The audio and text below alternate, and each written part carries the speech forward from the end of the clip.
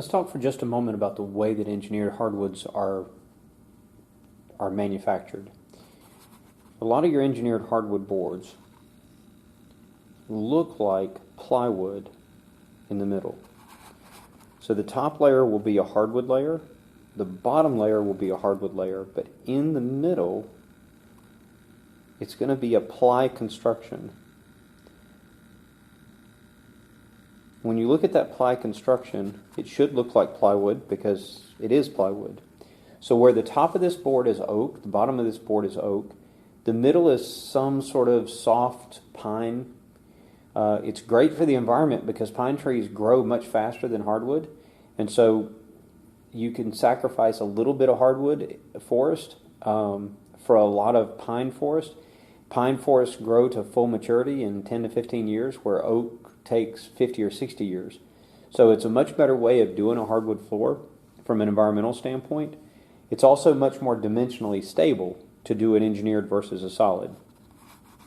So when engineered hardwood floors first came out, this is the way they were designed. A ply core and then hardwood on the top and the bottom. Recently, I say recently, within the last 10 years, companies are going more and more towards a high density core rather than the soft plywood core.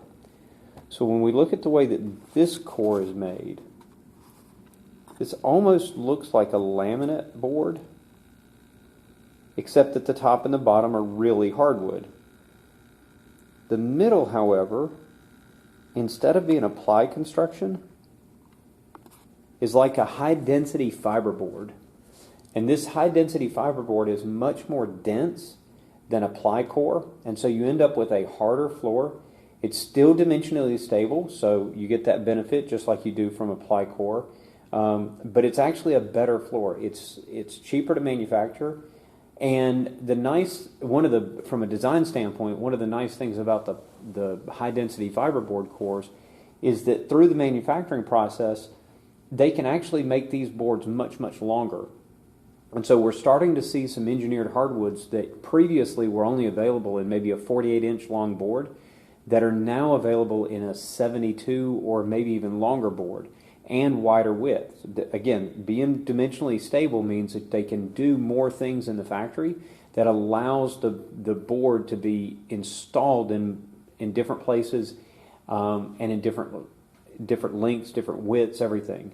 And so you may have some boards in the van that have a ply core and a manufacturer simply hasn't switched it over yet, but eventually they will probably all be I think they'll all end up being some type of high-density fiberboard core.